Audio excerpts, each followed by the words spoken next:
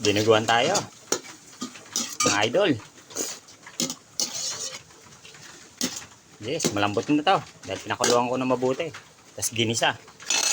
Pwede nang ilagay itong dugo.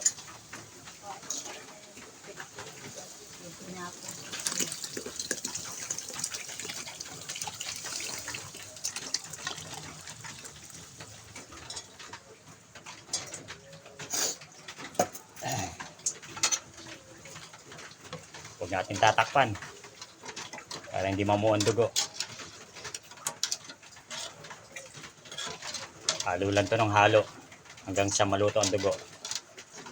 Talagay natin mamaya yung siling pang sinigang haba.